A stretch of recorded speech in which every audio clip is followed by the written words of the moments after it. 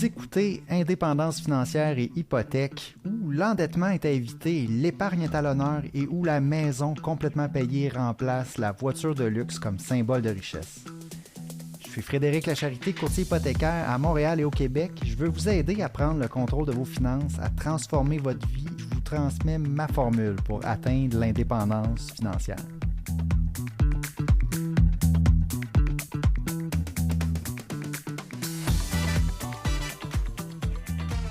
OK, bonjour. Aujourd'hui, je veux parler du taux directeur. Je veux parler de la baisse qu'il y a eu la semaine passée, donc 0,25 mercredi passé à 10 heures. On a eu la bonne nouvelle.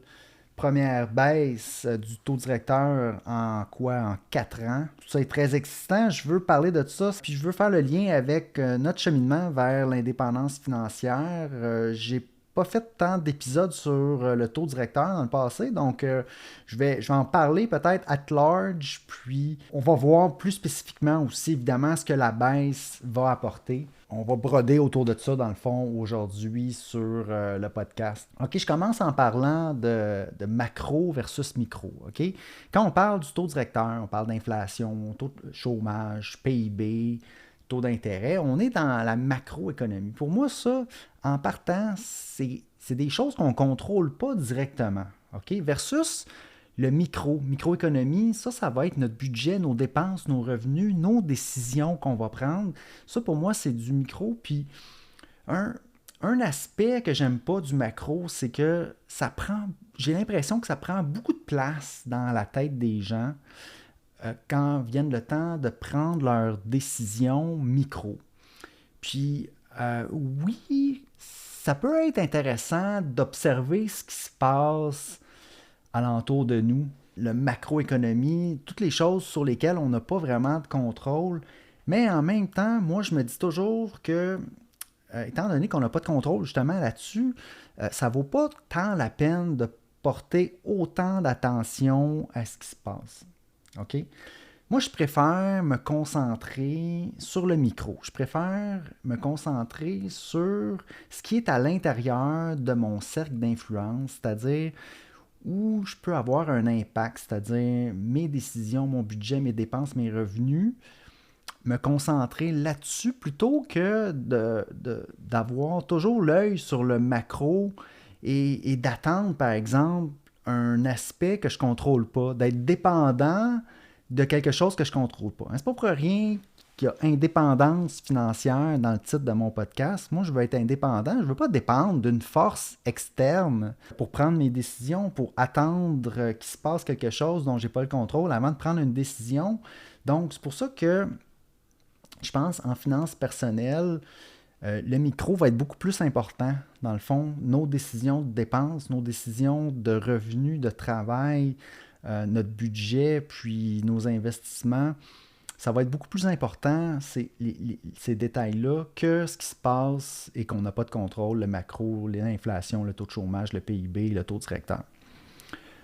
Donc, cela dit, comme le taux directeur, c'est un sujet qui est très populaire, puis veut pas, nous, dans le courtage hypothécaire, on est quand même, étant donné qu'on travaille avec des hypothèques, l'hypothèque, un des critères principaux, c'est le taux d'intérêt, donc on est confronté à ça. Les gens, souvent, ont des inquiétudes, ont des craintes par rapport aux variations des taux, se demandent s'ils doivent prendre fixe versus variable, se demandent qu'est-ce qui se passe avec tout ça. Donc, je veux quand même être capable d'expliquer un peu aux gens, puis je veux quand même rassurer par rapport à ça. Donc, je veux en parler aujourd'hui. Donc, il y a eu une baisse la semaine passée de 0,25. Qu'est-ce que ça veut dire exactement? Donc là, je vais commencer par parler du taux directeur de la Banque du Canada. Savoir c'est quoi exactement. Je pense que tout le monde le sait, là, après 2 ans intenses là, à suivre justement la hausse du taux directeur, puis là, on commence à baisser. Je vais quand même revenir avec une définition. Là, le taux directeur de la Banque du Canada est le taux d'intérêt auquel la Banque du Canada prête de l'argent aux institutions financières pour une période de 1 jour. Donc, c'est le taux qui est utilisé pour s'emprunter à très, très court terme. OK, il était à 5 % là, avant qu'il baisse à 4,75 là, justement mercredi, c'était à 5 %. Donc ça, c'est le taux que les grandes institutions... Donc, c'est pas un taux réel, c'est pas un taux que les consommateurs, dans le fond, ont directement, mais un petit peu tout part de là, OK? Part de ce taux-là auquel la Banque du Canada peuvent prêter aux institutions financières au Canada. Évidemment, il y a l'équivalent aussi aux États-Unis, puis tous les pays, donc tous ceux qui ont une monnaie vont avoir une banque centrale un peu de la même façon. Ensuite, il s'agit d'un outil clé de la politique monétaire du pays. En ajustant ce taux, la Banque du Canada influence l'activité économique et l'inflation. Donc, voici les principaux points concernant le taux directeur. 1. Influence sur les taux d'intérêt. Donc, le taux directeur sert de référence pour les taux d'intérêt à court terme au Canada. Lorsque le taux directeur augmente, les taux d'intérêt sur les prêts et les hypothèques tendent également à augmenter et vice-versa. Ça sert aussi pour le contrôle de l'inflation. L'un des principaux objectifs de la Banque du Canada est de maintenir l'inflation à un niveau bas et stable. En augmentant le taux directeur, la banque peut freiner la demande en rendant l'emprunt plus coûteux, ce qui aide à réduire l'inflation. À l'inverse, en abaissant le taux, la banque peut stimuler la demande en rendant l'emprunt moins coûteux, ce qui peut aider à augmenter l'inflation lorsque celle-ci est trop basse. Puis c'est ce qu'on a vu dans les 2 dernières années. La Banque du Canada a augmenté les taux pour contrôler l'inflation, justement, qui était rendue trop élevée. C'est ce que la banque fait, dans le fond. Puis elle fait tout ça pour la stabilisation de l'économie. La Banque du Canada utilise le taux directeur pour atténuer les cycles économiques. En période de récession, la banque peut baisser le taux directeur pour encourager les dépenses et les investissements. En période de surchauffe économique, elle peut augmenter le taux pour éviter une inflation excessive et d'autres déséquilibres économiques. Puis là, ce qu'on a vu, c'était justement avec la pandémie, on était arrivé avec un taux directeur de 0,25 qui était très bas, puis on est resté donc pendant 2 ans à partir de mars 2020 jusqu'à mars 2022 avec un taux à 0,25 qui était très très très bas. Et puis ça, c'était parce que justement, il y a eu la COVID, puis on avait besoin de stimuler l'économie. Ensuite, signal pour les marchés financiers, les décisions concernant le taux directeur envoient des signaux importants aux marchés financiers sur les perspectives économiques et les intentions de politique monétaire de la Banque du Canada. La Banque du Canada ne veut pas créer de remous. Là. Il n'y aura pas de grandes surprises. Normalement, 8 fois par année, la Banque du Canada va dire si elle change ou pas son taux directeur, puis va aussi 4 fois par année arriver avec des rapports pour bien indiquer ce qui se passe dans l'économie avec la monnaie, puis pour que les analystes puissent prévoir un peu. Donc, quand il y a une annonce du taux directeur, c'est rarement des grandes surprises. Oui, il y en a eu quelques surprises là, dans le passé, là, quand ça a augmenté justement de 0,75, de 1%. Ça a quand même été surprenant. Puis, mais c'est pas ça le but. Hein. C'était vraiment, à ce moment-là, c'était pour contrôler l'inflation qui avait été vraiment plus haute qu'anticipée. Mais en général, la Banque du Canada, elle veut stabiliser, dans le fond, le système financier au Canada. Elle veut s'assurer que tous les acteurs économiques vont bien. Elle veut s'assurer que tout est cohérent, puis qu'il y a une croissance, puis que les Canadiens donc, sont en bonne santé financière. Donc, le taux directeur, la semaine passée, passe de 5% à 4,75. Donc, ça, c'est une première baisse en 4 ans. Comme j'ai dit, on était à 0,25. Là, à partir du 27 mars 2020, qui était comme la période où est-ce qu'on a le COVID a commencé, on est arrivé à un plancher là, avec le taux directeur pour stimuler l'économie. Puis le taux directeur est resté à 0,25 de mars 2020 à mars 2022. Puis on a eu un 2 ans là, où est-ce que c'était très bas. Donc ça a fait diminuer les taux justement hypothécaires très bas aussi. Puis, ça en passant, la majorité là, des gens qui vont commencer à avoir des hypothèques à renouveler, on va commencer à avoir des hypothèques qui ont été prises dans ce range de temps-là. Et puis, c'est des hypothèques qui vont avoir un taux très bas, un taux fixe très bas. Bon, ça, c'est sûr, ceux qui ont pris variable, évidemment, on ne parlera pas de ça. Eux, ils ont vu leur taux augmenter en fou pendant cette période-là. Mais ceux qui étaient à taux fixe, donc qui ont un paiement hypothécaire peut-être encore aujourd'hui très bas, vont arriver à renouvellement et vont voir leur paiement hypothécaire augmenter de beaucoup. Donc ça, c'est quand même bien, évidemment, c'est problématique pour ceux qui avaient pris une hypothèque peut-être à la limite de leur capacité d'endettement alors que les taux étaient très, très, très bas. Euh, bon, j'en reparlerai là, peut-être plus tard. Évidemment, c'est à surveiller ça au renouvellement, s'assurer qu'on va avoir le meilleur taux pour que l'impact soit le moins important possible là, sur notre paiement. Puis là, depuis le 2 mars 2022, ben là, on est passé de 0,25 à 5 avec des hausses, plusieurs hausses là, à travers les 2 dernières années, dans le fond. Puis là, on vient de voir justement une première baisse, donc on descend à 4,75. Si vous avez un taux fixe en ce moment sur votre hypothèque, qu'est-ce que la baisse du taux directeur a comme impact pour vous? Ben, elle n'a aucun impact direct. Évidemment, votre taux fixe, c'est un taux fixe. Donc, vous payez toujours le même montant d'intérêt sur votre hypothèque aujourd'hui qu'avant la baisse du taux hier, évidemment. Sauf que ben, peut-être qu'au renouvellement, ça peut être un petit peu encourageant parce qu'en voyant qu'on commence à diminuer le taux directeur, ça pourrait encourager, je veux dire, on peut penser qu'il va y avoir une tendance qui va continuer dans ce sens-là. Évidemment, il n'y a aucune certitude de ça. Hein? L'inflation pourrait repartir, n'importe quel événement international, une guerre pourrait faire en sorte que l'inflation repart, puis on n'est pas à l'abri. Mais si la tendance continue comme la tendance que les analystes prévoient, on devrait avoir d'autres baisses. Peut-être même une ou deux avant la fin de l'année. Puis après ça, ben là, comme je vais le dire plus tard, ça va dépendre aussi de ce que la Fed fait aux États-Unis. Donc, si vous avez un taux fixe, ben, il n'y a rien qui change. Votre taux il est fixe. Donc, vous avez toujours le même paiement hypothécaire. Si vous avez un taux variable, ben là, il va y avoir un changement que la baisse du taux directeur apporte. Donc, si vous avez un taux variable, ben, votre taux hypothécaire variable va diminuer de 0,25. OK? Puis là, soit vous avez un taux variable à paiement fixe, puis votre paiement à ce moment-là reste le même. Donc, vous n'avez pas. Il y a certaines institutions financières, Desjardins, TD, il y en a d'autres aussi, où est-ce que votre paiement est fixe. Donc, peu importe si le taux d'intérêt baisse, le paiement reste le même. C'est juste qu'à l'intérieur de votre paiement, vous avez moins d'intérêt à payer, puis il y en a plus de votre paiement qui va à rembourser le capital.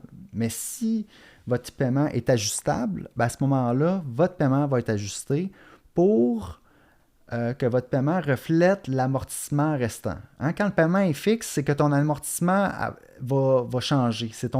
L'intérêt va changer, puis la période d'amortissement restant va aussi changer.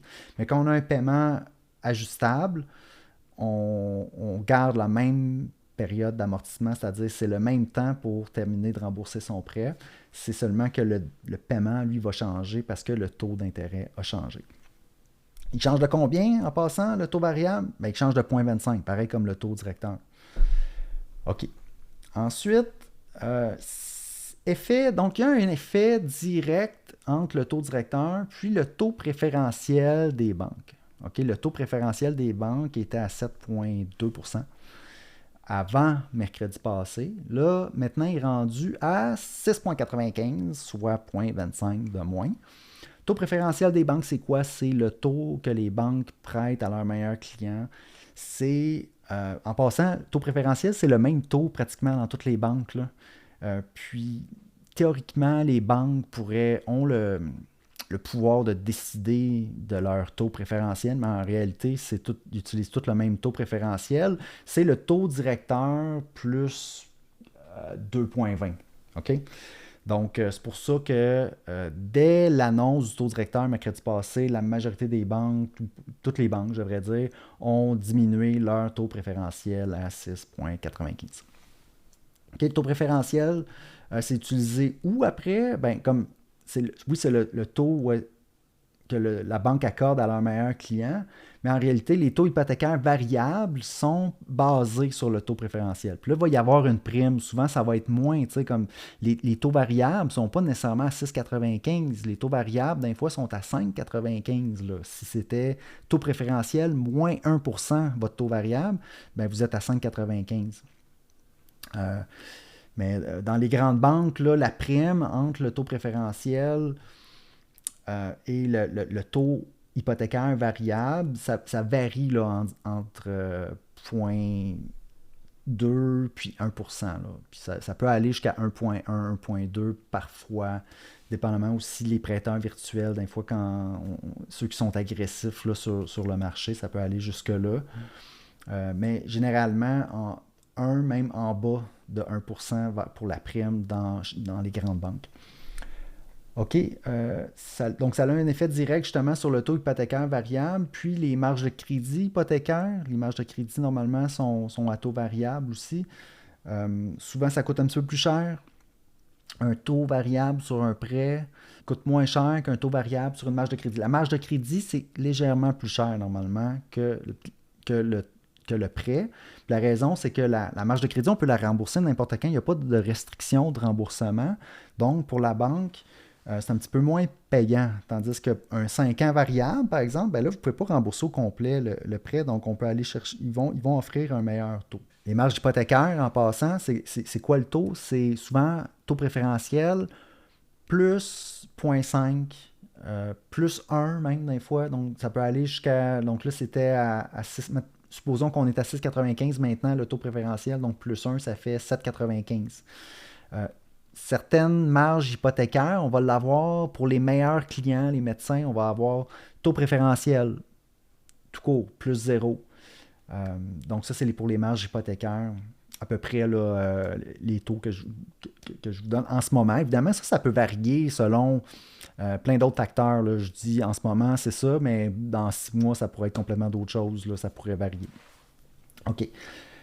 Donc ça, c'est pour le taux préférentiel des banques qui a un impact sur les taux d'intérêt variables et hypothécaires et marges de crédit. Puis les marges de crédit aussi personnelles vont être affectées par le taux préférentiel. OK?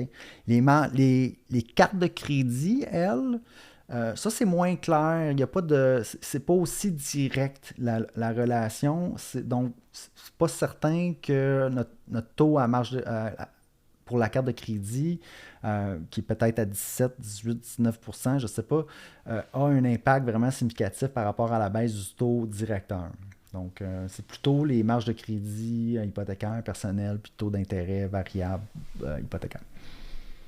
Ensuite, qu'est-ce que ça veut dire si on a une réservation d'un taux fixe pour une prochaine hypothèque? Supposons qu'en ce moment, on va passer chez le notaire juste au mois d'août, au mois de juillet, on passe chez le notaire, puis on a un taux réservé. Qu'est-ce que ça veut dire, donc, la baisse du taux directeur pour nous? On pourrait penser que tous les taux fixes vont baisser donc de 0,25, mais ce n'est pas le cas, malheureusement. Les taux fixes changent par rapport aux obligations, donc au taux obligataire canadien, puis aussi les obligations aux États-Unis. Donc, il y a plusieurs choses qui font varier les taux fixes hypothécaires canadiens.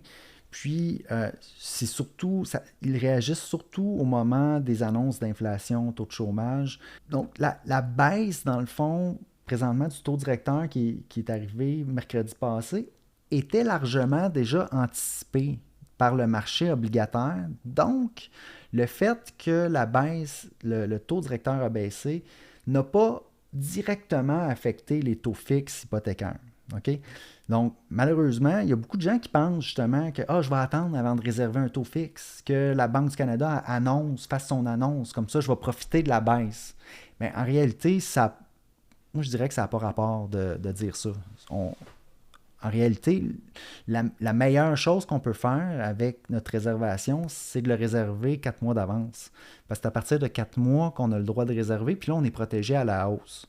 Puis, s'il y a des baisses, on peut les demander à l'intérieur des 4 mois, ou peut-être des 3 mois, parce que dans le dernier mois, c'est un petit peu plus difficile, là, peut-être de demander la baisse, là, parce que les instructions sont déjà envoyées chez le notaire. Mais en réalité, ça sert à rien d'attendre. Puis ça, je l'entends souvent, puis je trouve ça tout le temps drôle. Ah oui, je vais attendre là, de voir ce que la Banque du Canada fait pour prendre un taux fixe. Mais non.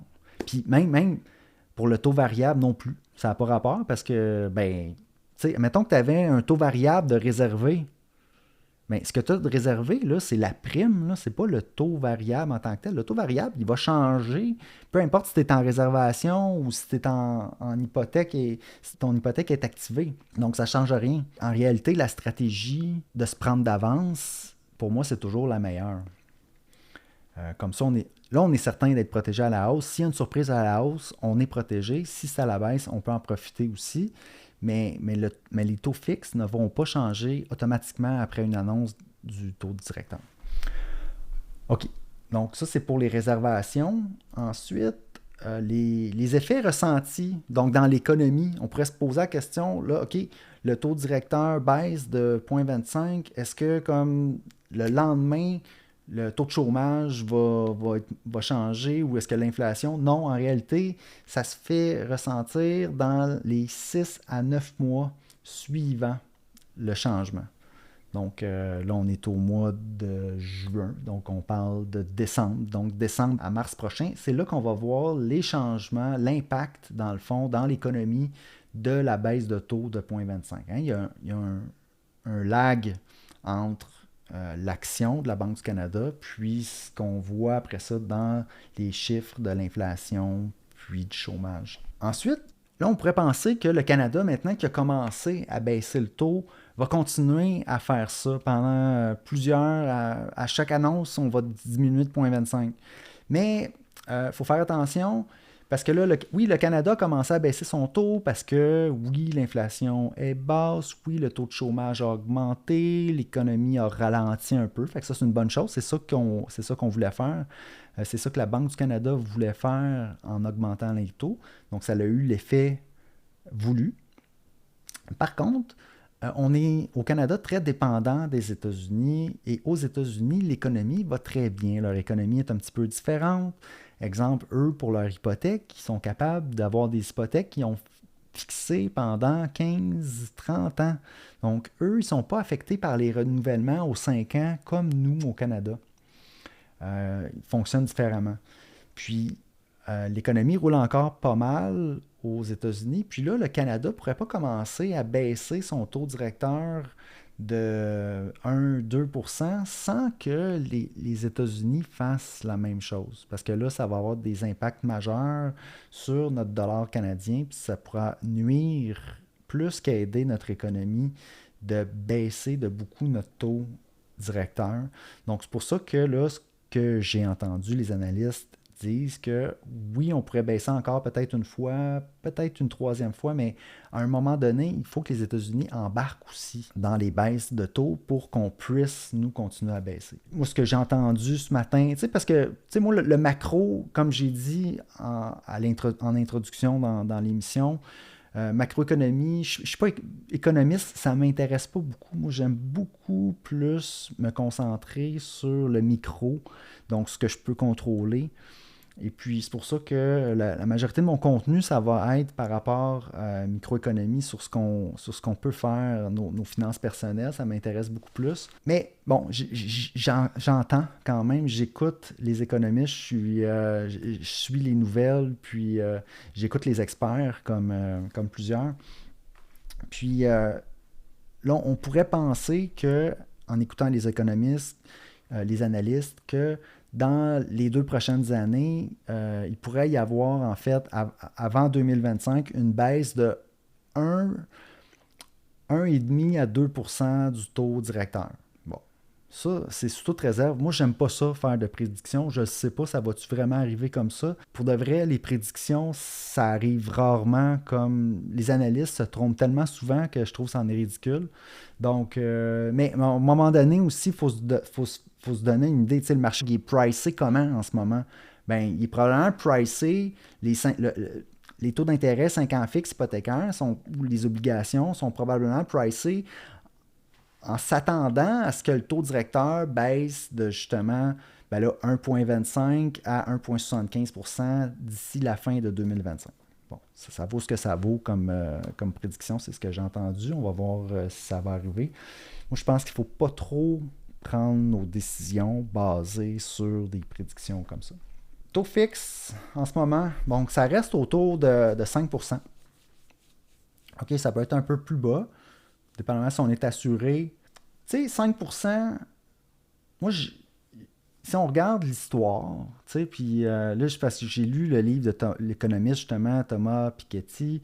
Je dis que j'aime pas l'économie, mais ça, moi, j'adore cet économiste-là parce qu'il parle des inégalités. Puis il est allé voir, justement, l'étude du capital versus le travail. Puis si on recule très loin dans l'histoire, dans le temps de Jane Austen, de Honoré de Balzac, dans les années 1800 en France, en Angleterre, les aristocrates vivaient du capital dans ce temps-là. Et puis, c'était un 5%, c'était un chiffre assez stable dans l'histoire.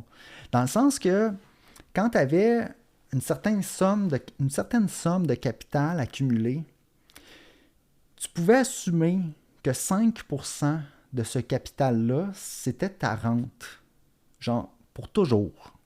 Tu sais, donc, les aristocrates, dans ce temps-là, ils calculaient un peu leur statut selon justement le capital qu'ils avaient d'accumuler, puis selon leur rente annuelle. Tu sais, quand Jane Austen décrit un personnage, elle va dire tel comte ou tel baron avait tant de rente, tant de livres par année, annuel. Puis là, ça, tu savais que c'est parce qu'il y avait, dans le fond, x20, c'était son capital. Puis vice-versa, on parlait de son capital, mais on parlait surtout de rente annuelle. Mais c'est parce qu'en réalité, on pouvait savoir que la valeur, c'était à peu près 5%. Puis ça, c'est Thomas Piketty qui est arrivé avec ces observations-là. C'est là d'où je tire ces informations-là. Et puis là, le taux hypothécaire, en ce moment, il est à 5%. Ça a-tu rapport?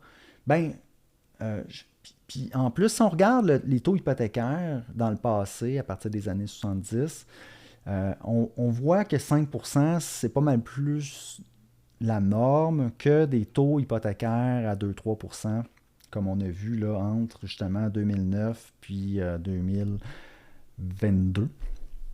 Donc, même 2021.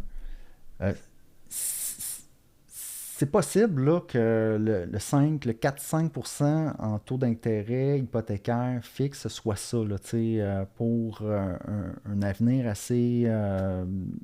pour le futur. En tout cas, on ne sait pas quand est-ce qu'on va revenir bas. Ça, évidemment, encore là, j'ai l'air de quelqu'un qui fait une prédiction. Mais tout ça pour dire, 5%, c'est pas si haut. C'est pas... puis je comprends que c'est pas bas non plus. Mais possible que ça reste autour de ce chiffre-là. OK. Les taux variables en ce moment. Les taux variables, ils étaient autour justement de 6,5. Donc là, avec la baisse de 0,25, on tombe à 6,25, à 6, peut-être 5,95, ceux qui ont un prime moins 1%. Donc, je dirais taux variable maintenant autour de 6, puis le fixe autour de 5. Puis, on a un variable qui est plus haut que fixe. Donc ça, c'est bizarre aussi parce que normalement, ça coûte plus cher être en fixe. Tu sais, parce qu'en fixe, c'est comme une assurance dans le fond. On a la certitude, on paye une prime d'assurance, puis on s'assure que notre taux ne va pas changer, ne va pas augmenter. Ça, normalement, ça a un coût. Pourquoi en ce moment que le variable est plus haut? C'est parce que dans le 5% fixe, il y a déjà on s'attend à ce que le variable baisse. C'est comme les analystes s'attendent à ce que ça baisse encore de 1,5 à 1,75% d'ici 2025. C'est un peu toute cette mécanique-là là, qui est en jeu.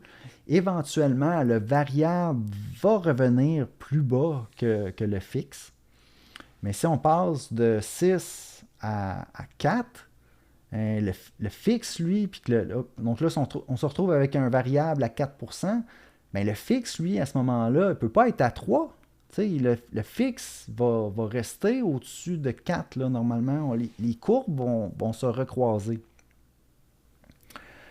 Donc, ouais, ça, c'est les chiffres, là. Si on remet en perspective, donc la baisse de taux de 0,25% qui a eu lieu la semaine passée. Donc, quoi faire avec notre hypothèque si on renouvelle? Est-ce qu'on prend fixe? Est-ce qu'on prend variable? Si vous avez justement un budget qui est plus serré, ça fait du sens d'aller plus vers le 5 ans. Peut-être un 3 ans fixe. Si on veut pas s'engager pour une si longue période que 5 ans, on peut s'engager pour 3 ans. La prime est à peu près 0,25. Peut-être un petit peu plus quand on veut prendre le 3 ans versus le 5 ans. Le 5 ans, c'est le moins cher en ce moment. Mais si on veut y aller 3 ans, on paye un petit peu plus cher, puis on est engagé moins longtemps. Tout ça en prévision que ça baisse. Puis évidemment, si nous, on ne veut pas s'engager, puis qu'on a du lousse dans notre budget, on est prêt à le prendre, le risque, on peut y aller avec le variable à 6%. Puis là, au fur et à mesure que le taux directeur va diminuer, notre paiement va diminuer. Puis si on a la tolérance au risque, puis qu'on a le goût, puis que c'est ça qu'on veut, on peut le faire. Puis l'avantage du taux variable, c'est qu'il y a une flexibilité. Si on veut rembourser notre prêt au complet, c'est là qu'on a les plus petites pénalités. Le variable, si c'est sur notre hypothèque, justement, qu'on veut mettre du risque, puis que nous, on va bien dormir la nuit, peu importe, parce que ça pourrait repartir dans l'autre sens aussi, là. Pas l'oublier. Donc, donc, variable, à ce moment-là, ça peut être un bon choix. Moi, c'est comme je dis toujours, normalement, le variable sur une période de 5 ans, ça devrait, au bout de la ligne, revenir moins cher que le fixe. La raison, c'est qu'un taux fixe, c'est comme une prime d'assurance. On s'assure que le paiement ne changera pas. Tandis que le taux variable, c'est ça le taux. C'est ça que ça coûte emprunter, c'est le taux variable. OK. Ensuite, voilà, le taux directeur, pour moi, ne devrait pas influencer notre choix de terme. Parce que là, tout le monde se demande, je serais-tu mieux? Lequel des deux qui va gagner?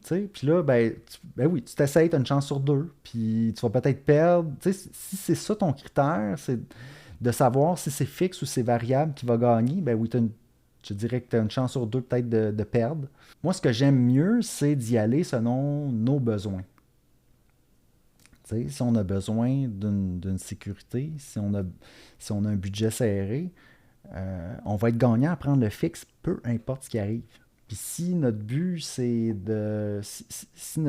qu'on veut optimiser vraiment, puis prendre une chance d'essayer de payer le moins cher, puis c'est ça qui est important pour nous, on y va avec le variable. Puis là, on prend le risque. Ça se peut que ça coûte plus cher finalement. Mais c'est ce qu'on avait besoin, c'est ce qu'on voulait. On voulait le prendre, le risque, on l'a pris. Non.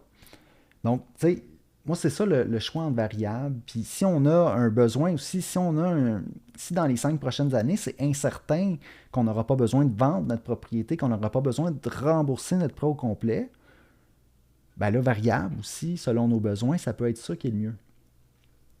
Donc, y aller avec nos besoins. Au lieu d'y aller avec lequel des deux qui va gagner. Pour moi, ça, c'est un exercice comme complètement... on se casse la tête pour rien là, quand on fait ça. Ensuite, le taux directeur, est-ce que la baisse du taux directeur de 0,25 la semaine passée va influencer si on achète notre maison ou pas? T'sais? Parce que là, ça, c'est l'autre phénomène que j'entends, que je vois. Je vais attendre que les taux baissent avant d'acheter ma maison. Mais là, l'impact d'une baisse des taux d'intérêt va faire en sorte qu'il va y avoir plus d'acheteurs naturellement sur le marché. Donc, automatiquement, s'il y a plus d'acheteurs, il y a plus de demandes, le prix des maisons va augmenter. Donc oui, on attend d'acheter pour qu'il y ait une baisse, mais là, tout le monde fait la même chose. Puis ensuite, on arrive pour acheter, la maison est plus chère. Est-ce que la différence de prix de la maison vaut la peine d'avoir attendu que le taux d'intérêt soit 0,25 de moins? Puis là, je dis ça, mais le taux fixe n'a même pas diminué, en fait. Là, c'est juste le variable. Mais ça pour dire, c'est juste le principe d'attendre un un aspect macroéconomique pour prendre une décision microéconomique, c'est-à-dire la décision d'acheter notre... Tu sais, parce que la décision d'acheter notre maison, là, ça devrait être basé sur notre budget, sur nos revenus, nos dépenses, notre situation, nos besoins. Est-ce que j'ai les moyens d'acheter ou non? Est-ce que, est-ce que j'ai la mise de fonds? Est-ce que j'ai un emploi stable? Donc, je dirais pour moi, la décision d'acheter sa maison maintenant ou attendre, c'est vraiment plus les critères micro qu'il faut regarder. Tu sais, idéalement, on va acheter notre maison puis avoir un beau lousse dans notre budget, là. On veut que notre paiement soit pas trop gros par rapport à nos revenus, puis on veut que nos revenus soient stables.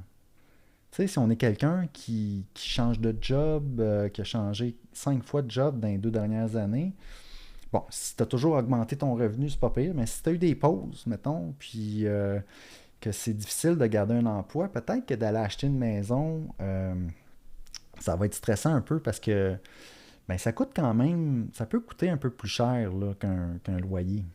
Parce que oui, c'est beau le paiement hypothécaire, mais il y a aussi les taxes municipales. Puis après ça, la maison, il faut l'entretenir, il y a des réparations. Puis là, ce ne sera pas notre propriétaire qui va payer pour ça. On va devoir les faire nous-mêmes. Donc, il y a beaucoup de bénéfices à acheter sa maison, son logement. Éventuellement, le plus grand bénéfice, c'est quand tu as terminé de la payer, ta maison, puis que là, ton coût de loyer est très, très bas.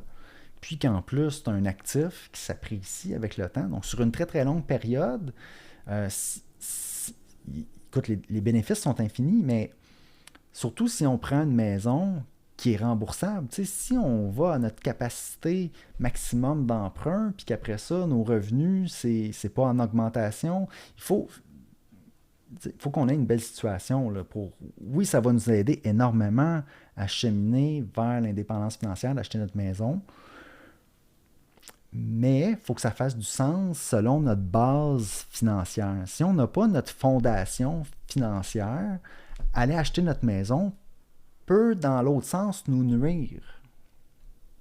Donc, je pense que c'est plus ces réflexions-là qu'il faut se faire, à savoir si on devrait acheter maintenant ou plus tard, versus attendre que les taux d'intérêt baissent. Tu sais, parce que tu payes sur un piton, le taux d'intérêt, tu le baisses, mais ça fait augmenter le prix des maisons parce qu'il va y avoir plus de demandes. Donc, en réalité, il n'y a pas vraiment de façon là, de... Puis en plus, on base notre décision sur un fait, une donnée macroéconomique qui est en dehors de notre contrôle. C'est comme si on laisse l'extérieur définir ou contrôler ce qu'on va faire. T'sais, non, non, on prend le contrôle nous-mêmes de nos finances personnelles. Euh, les dettes qu'on a, on peut les rembourser.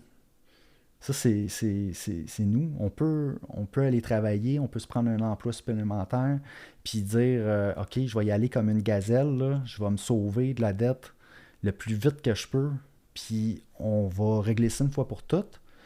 Puis après ça, on va respirer, puis peut-être qu'on va se mettre dans une situation où est-ce que on va pouvoir regarder nos finances puis dire, OK, maintenant, un paiement hypothécaire, ça fait du sens avec, maintenant, je suis rendu là. Puis là, peu importe où est-ce que les taux sont rendus à ce moment-là, il faut regarder combien ça coûte versus louer versus où est-ce qu'on est rendu. Donc, ça, c'est pour la question, est-ce que la baisse de taux de la semaine passée va nous influencer si on achète ou pas notre maison? C'était, je pense que ça répond à la question. Donc, pour revenir tu sais, le sujet, dans le fond, aujourd'hui, c'était la baisse du taux directeur, l'impact sur notre cheminement vers l'indépendance financière. En réalité, vous aurez compris, moi, que tu sais, le macro, je fais tout pour pas que ça ait un impact sur mon indépendance financière. Évidemment que ça va jouer, tu sais, je comprends là, que peut-être qu'on a acheté une maison déjà, puis qu'on l'avait pris parce que le taux d'intérêt était très bas, puis que là, on arrive à renouvellement, puis que ça va être vraiment moins le fun. Ben là, peut-être qu'il faut s'ajuster. On regarde notre situation maintenant. Est-ce que ça fait du sens de vendre notre maison, puis de faire un pas en arrière pour faire 2 pas en avant. Sortir des dettes, de revoir notre situation. Regardez, je ne dis pas que c'est le cas, mais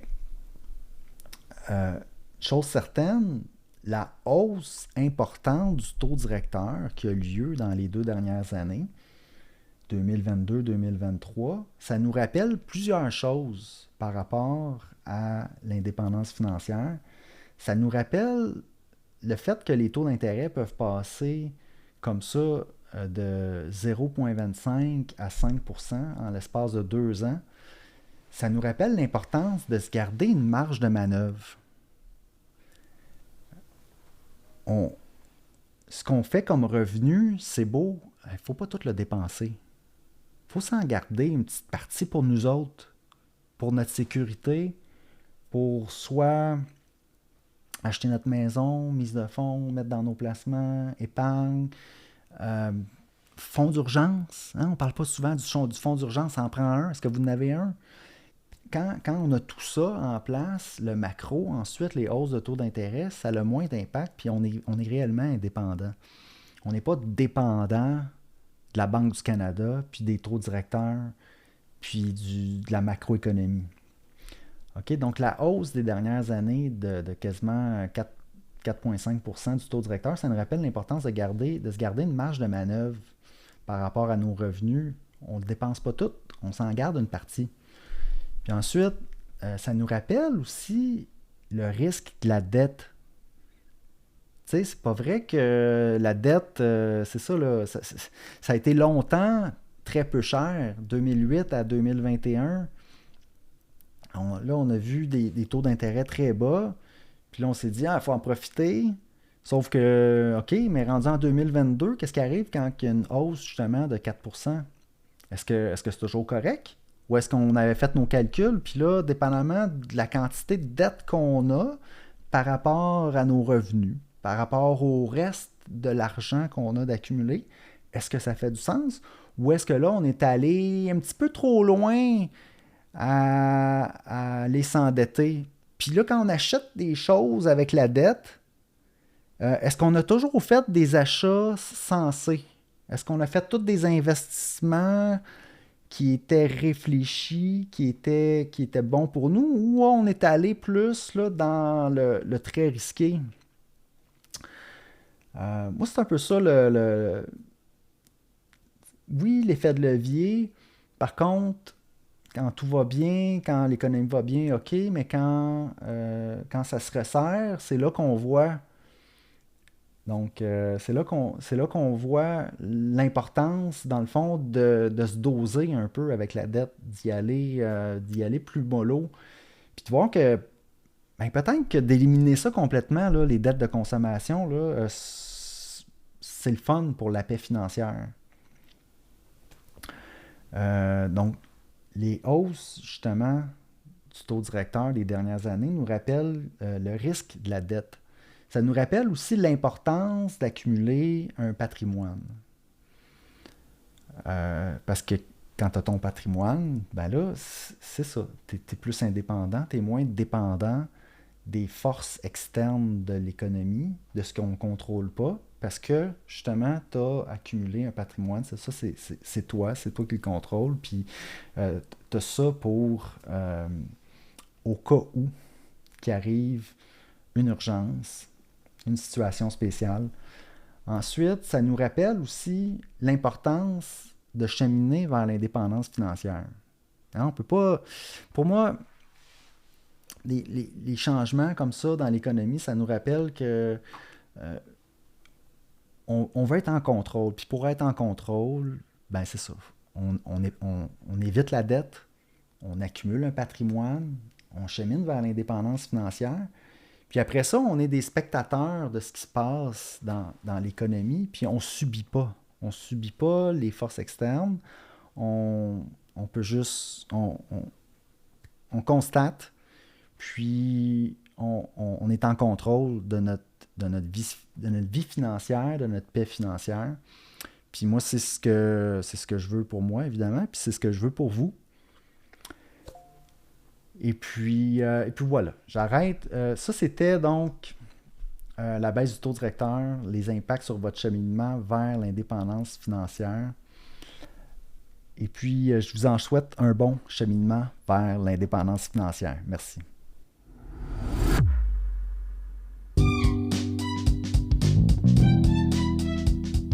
Alors, si vous avez apprécié l'émission, je vous invite à vous abonner.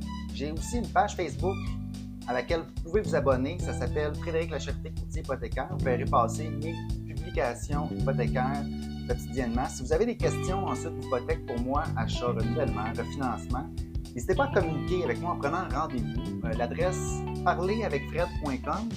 C'est un site, ça va vous mener directement sur mon calendrier. Vous pouvez choisir la date, l'heure, choisir le moment qui vous convient pour prendre rendez-vous. Ensuite, par courriel à hypothèque au pluriel, donc hypothèque avec un S, à commercial frédériclacharité.com, téléphone 514-243-8994. Toutes ces infos-là sont disponibles dans les notes de l'émission. Puis ça me fera plaisir de parler d'indépendance financière et d'hypothèque avec vous.